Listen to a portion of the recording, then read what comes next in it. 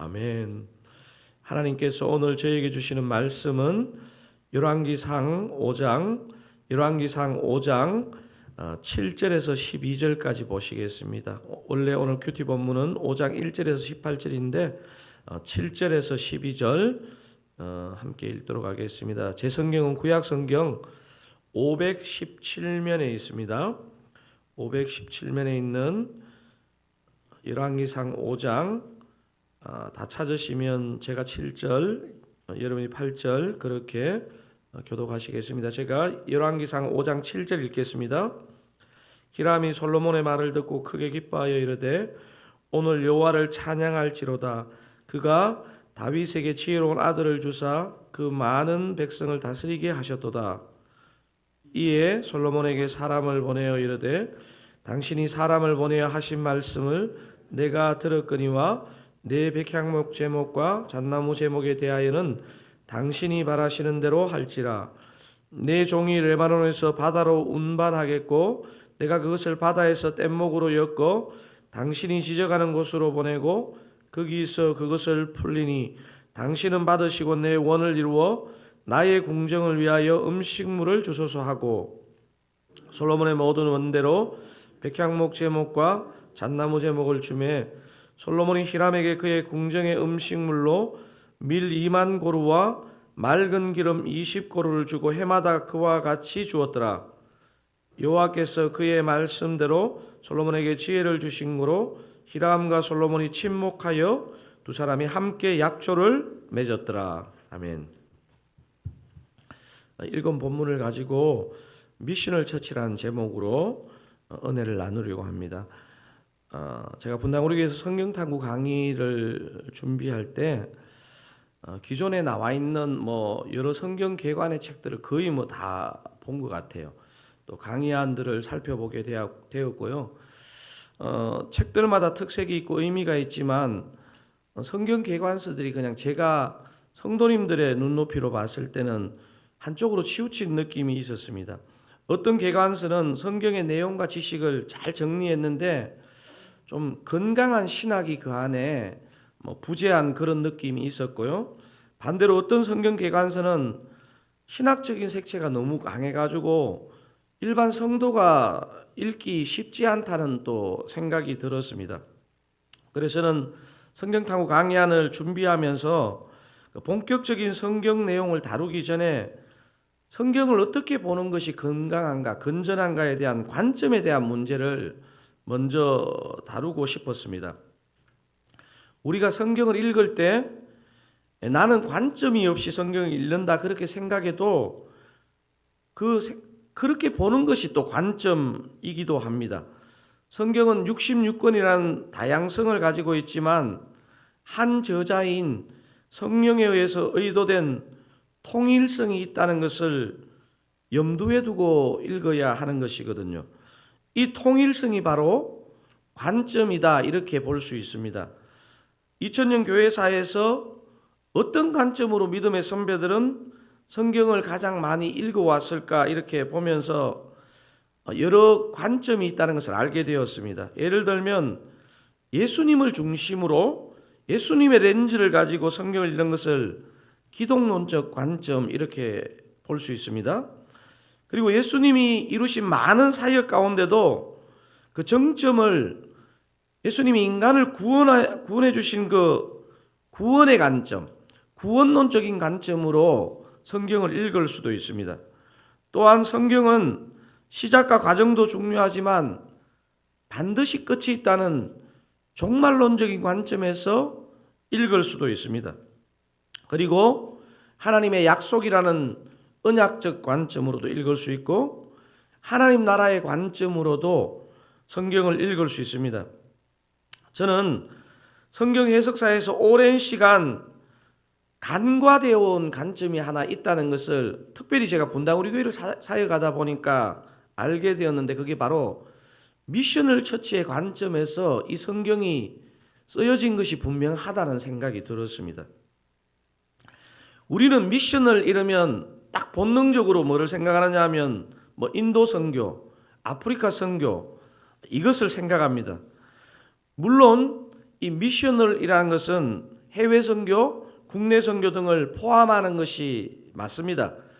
하지만 미셔널은 단순히 해외 단기 선교 이런 게 아니라 더 본질적이고 더 어떤 성경에 기반한 의미라는 것입니다.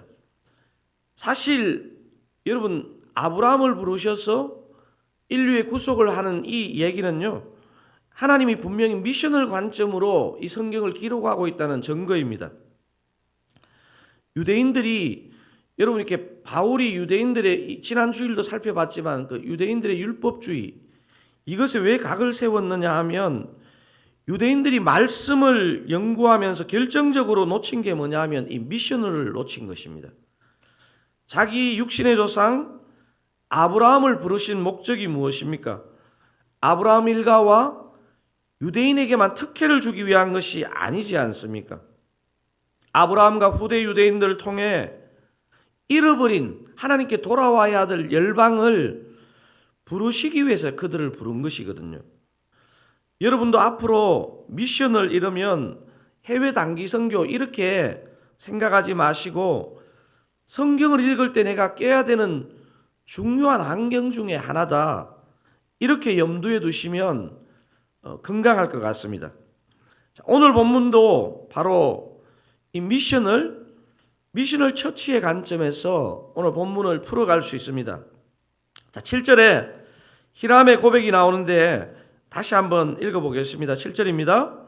히람이 솔로몬의 말을 듣고 크게 기뻐하여 이르되 오늘 여호와를 찬양할지로다. 그가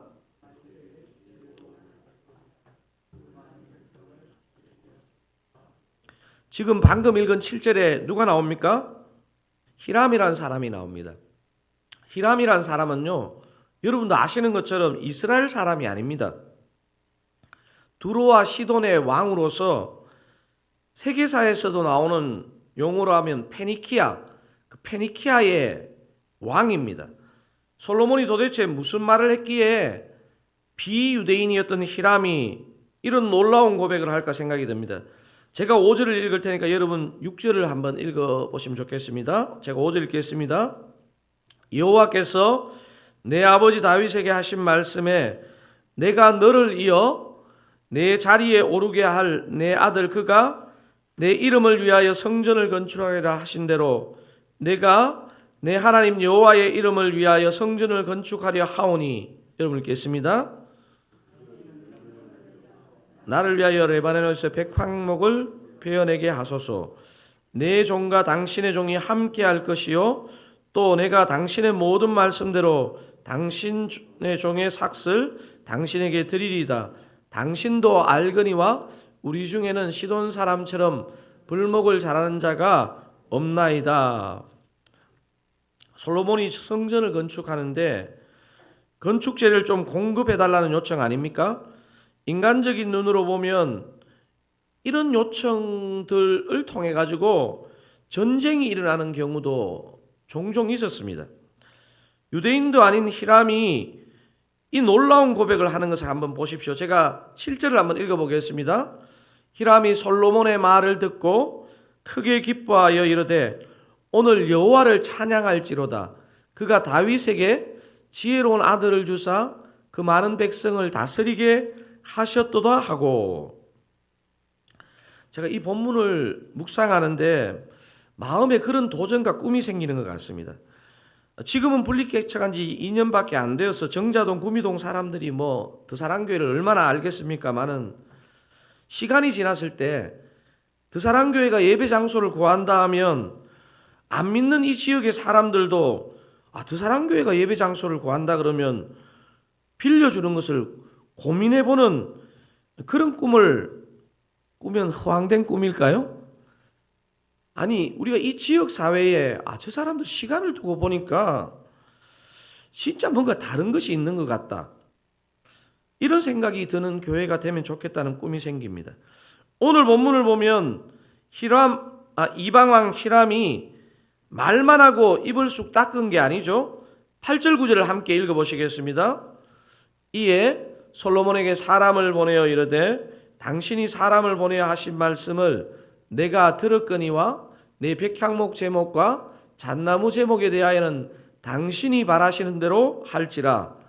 내 종이 레바논에서 바다로 운반하겠고 내가 그것을 바다에서 뗏목으로 엮어 당신이 지정하는 곳으로 보내고 거기서 그것을 풀리니 당신은 받으시고 내 원을 이루어 나의 궁정을 위하여 음식물을 주소서 하고. 이 말에 대해서, 히람의 이 말에 대해서 솔로몬이 어떻게 보답합니까? 10절 11절 제가 한번 읽어보겠습니다.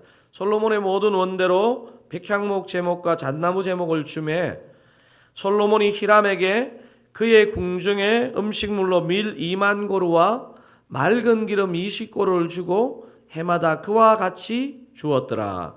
해마다 준 양이 여기 어떻게 나오느냐 하면 밀 얼마요? 밀 2만 고루와 맑은 기름 20고루. 어제도 고루라는 단어가 나왔는데 고루는 리터로 굳이 환산하면 1고루가 218리터 정도입니다. 즉 밀 2만 고루는 계산해 보니까 밀 436만 리터입니다. 기름 20고루는 올리브오일 아닙니까? 올리브오일 4360리터입니다. 이방왕 히람의 선처에 넘치게 갚아주는, 넘치게 이렇게 갚는 솔로몬의 태도를 보여주는 배포입니다. 어제 하나님께서 솔로몬에게 주신 지혜를 얘기하는 29절에 이런 표현이 있었죠. 우리 한번 읽어보시겠습니다. 하나님이 솔로몬에게 지혜와 총명을 심히 많이 주시고 또 뭐를 주십니까? 넓은 마음을 주시되 바닷가의 모래같이 하시니. 우리가 교회 안에 성도를 대할 때도 이 태도가 필요하지만 하나님 모르는 사람을 만날 때 더욱 이런 태도가 필요합니다. 넓은 마음을 주시되 바닷가에 모래같이 하시니. 이런 마인드를 미셔널이라고 부르고 이런 태도를 가진 사람을 미셔너리 이렇게 부릅니다. 여러분 선교사는요 꼭 정식으로 파송받아서 외국에 가는 사람만이 미셔너리가 아니고 이런 넓은 마음으로 세상 사람을 대하는 사람, 이게 미셔너리입니다. 오늘 이 새벽 이 말씀을 받는 저와 여러분도 이 미셔널을 한 태도, 그래서 미셔너리가 이미 우리도 그런 존재인 줄로 그렇게 믿습니다. 그런데 오늘 본문 11절로 마치는 게 아닙니다. 12절이 있습니다. 함께 12절 더 힘차게 한번 읽어보시면 좋겠습니다. 여호와께서 그의 말씀대로 솔로몬에게 지혜를 주신 고로 히람과 솔로몬이 친목하여 두 사람이 함께 약조를 맺었더라. 히람과 솔로몬이 친목하고 약조를 맺을 수 있었던 것은요, 우리가 항상 기억해야 되는 거지만 솔로몬이 잘났기 때문이 아닙니다. 12절에 보면 그 단서가 붙어 있죠. 어떤 단서가 붙어 있습니까? 여호와께서 그의 말씀대로 어떻게 했다고요? 솔로몬에게 지혜를 주신 거로. 이 말씀이 오늘 하루 종일 저와 여러분의 울림이 되면 좋겠습니다. 우리가 미션을 해야 된다고 해서 12절의 이 앞부분을 잃어버리면요 절대로 미션을 할 수가 없습니다. 여호와께서 그의 말씀대로 솔로몬에게 지혜를 주신 거로. 자, 솔로몬의 자리에 여러분 이름을 넣어서 새벽에 한번 고백해 보시면 좋겠죠? 자, 그 솔로몬의 자리에 여러분 이름을 넣습니다. 시작. 여호와께서 그의 말씀대로 강선웅에게 지혜를 주신 거로. 솔로몬 대신 여러분 이름을 넣어야 되는데 제 이름을 부르시는 분이 계시네요. 열왕기상을 잘 읽어보시면 솔로몬에 대한 평가가 처음과 나중이 너무 다릅니다. 여러분 읽어보시면 열왕기상 3장에서 8장까지는요 솔로몬을 지혜로운 왕, 성전을 건축한 사람, 통일 왕국의 번영을 이끈 긍정적인 인물로 묘사합니다. 하지만 열왕기상 9장, 10장, 11장은요 노동력을 착취한 왕, 우상 숭배자 등의 부정적인 인물로 묘사합니다. 오늘 본문에서는 히람과 얼마나 화평의 관계가 유지되는 것이, 시작되는 것이 나옵니까? 그런데 열왕기상 9장을 딱 가보면요 히람과의 관계가 깨지는 내용이 나옵니다. 여러분 열왕기상 9장 12절 13절 한번 읽어보도록 하겠습니다. 히람이 두로에서 와서 솔로몬이 자기에게 준 성읍들을 보고 눈에 들지 아니하여 이르기를 내 형제여 내게 준 이 성읍들이 이러한가 하고 이름하여 가불 땅이라 하였더니 그 이름이 오늘까지 있느니라. 무엇이 이렇게 지금 이 대화는요 굉장히 지금 약간 전쟁 나기 직전의 그런 대화입니다. 뭐 이런 땅을 줬냐? 내가 너한테 그렇게 좋은 제목을 보냈는데 이런 뜻입니다. 무엇이 이런 변화를 가져온 것일까요? 히람이 변한 것일까요? 오히려 오늘 지금 본문 12절에 나오는 이 부분이 바뀐 것입니다. 여호와께서 그의 말씀대로 솔로몬에게 지혜를 주신 거로 솔로몬이 시간이 지나며 하나님이 자신에게 주신 지혜를 잊은 것입니다. 마치 그 지혜가 자기로 비롯된 것처럼 생각한 것입니다. 그래서 저와 여러분이 정말 건강한 미셔널 처치, 건강한 미셔널 마인드로 사시려면 하나님의 은혜를 잊으면 안 됩니다. 하나님의 은혜를 잊으면요, 솔로몬이 인생의 후반부에 관계가 깨지고 많은 것을 잃은 그런 상태가 됩니다. 하나님의 은혜를 입음으로 오늘 하루도 미셔널 라이프로 사시는 저와 여러분 다 되시기를 주님의 이름으로 축원드립니다. 우리 오늘 주신 말씀을 붙잡고 한번 기도하기를 원하는데요. 오늘 기도의 제목을 제가 오늘 말씀을 이렇게 정리해 봤습니다. 오늘 하루도 하나님의 은혜를 기억함으로 미셔널 처치, 미셔널 라이프의 마인드로 살게 하소서. 여러분 한번 따라 읽어보실까요? 오늘 하루도 하나님의 은혜를 기억함으로 미셔널 처치, 미셔널 라이프의 마인드로 살게 하소서. 우리 이 말씀 붙잡고 내 삶을 돌아보고 오늘 하루의 삶을 내다보면서 이 말씀 붙잡고 믿음으로 기도하기를 원합니다. 합심하여 기도하시겠습니다. 오늘 하루도 하나님의 은혜를 기억함으로 미셔널 처치, 미셔널 라이프의 마인드로 살게 하옵소서. 오늘 예배하는 저와 우리 사랑교회 모든 성도님들, 하나님 아버지여, 우리가 오늘 한날도 하나님의 은혜를 기억하게 하시고 우리 안에 미셔널 처치, 미셔널 라이프의 마인드가 자리 잡고 그런 마음으로 아버지여 교회 안에 생활을 하고 또 교회 밖에 생활을 하면서 그렇게 주님의 은총과 영광을 드러내는 삶 되게 하여 주시옵소서. 하나님 아버지여, 특별히 세상 사람들과 만날 때에 하나님 아버지여 바닷가의 모래 같은 넓은 마음을 주시고 아버지여 우리의 마음과 생각을 일깨워 주셔서 하나님 아버지여 우리를 선한 도구로 사용하여 주시옵소서. 하나님 아버지여 더 사랑교회가 이 지역 가운데 아버지여 이 세상 가운데 열방 가운데 이렇게 세상을 아버지여 주님께로 돌아오는데 사용하는 교회로 공동체로 사용하여 주시기를 원합니다. 우리의 좁아진 가슴, 우리의 좁아진 생각을 아버지여 트고 주님을 향해서 우리의 생각을 넓힐 수 있기를 원합니다. 주의 성령으로 함께하여 주시옵소서. 주의 성령으로 함께하여 주시옵소서. 우리 두 가지 기도 제목 가지고 더 합심하여 한번 기도하신 후에 우리 오늘 개인 기도 제목 가지고 기도하시고 오늘 하루도 승리하시기 바랍니다. 더 사랑교회가 분당 우리 교회 좋은 점을 잘 물려받고 또 더 사랑교회만의 독특한 사명을 잘 깨닫고 잘 감당하는 교회 되게 하옵소서. 기도하기를 원합니다.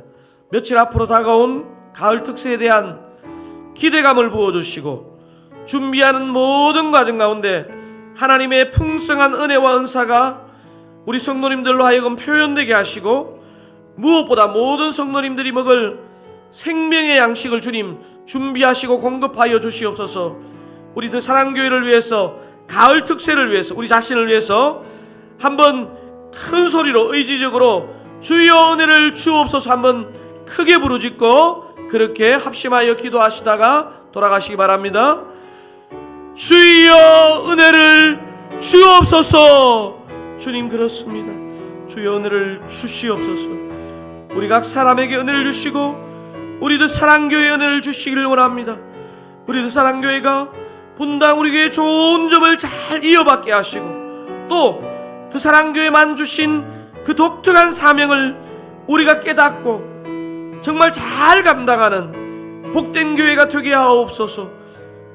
분당 우리 교회를 이어서 우리도 이 지역 이 사회 가운데 미셔널 처치가 되게 하시고, 하나님 아버지요, 이 사명을 감당하는데 아버지 교회 안에 생기는 불편함, 교회 밖의 불편함을 아버지 주의 마음으로 감내하고 아버지 주의 선하신 뜻을 우리가 속한 곳에서 이루어갈 수 있기를 원합니다. 주여, 그런 교회 되게 하시고 그런 성도 되게 하시고 그런 목사가 되게 하여 주시기를 원합니다. 하나님 아버지, 가을 특세를 위해서 기도합니다. 하나님 아버지요, 우리의 마음 가운데, 저의 마음 가운데 하나님에 대한 기대감, 다른 어떤 상황과 어떤 사람을 보고서의 기대감이 아니고 하나님에 대한 기대감을 회복시켜 주시고, 준비하는 과정 가운데 다양한 은혜와 은사가 아버지 이런저런 통로로 아버지 표현되고 나타나게 하여 주시옵소서. 무엇보다 우리 성도님들의 마음에 아버지 그 심령에 아버지 정말 소화할 수 있는 생명의 양식, 주님의 양식, 하늘 양식을 주님께서 공급해 주시기를 원합니다. 준비해 주시기를 원합니다. 준비하는 모든 심령과 손길 가운데 복되게 하시고, 하나님 아버지 우리 안에서 말할 수 없는 소망과 기쁨이 넘쳐나게 하여 주시옵소서. 주님, 오늘 한 날도 주의 은혜 붙들고 살기를 원합니다. 주의 은혜 잊지 않기를 원합니다. 하나님 아버지요, 정말 풍성하게 시작하였다가 아버지 어려움에 처하는 솔로몬 같은 인생이 아니고 작게 시작하였더라도 은혜 가운데 점점 더 풍성해지는 그런 인생이 되게 하여 주시옵소서. 주님 은혜로 함께하여 주시옵소서. 아버지 함께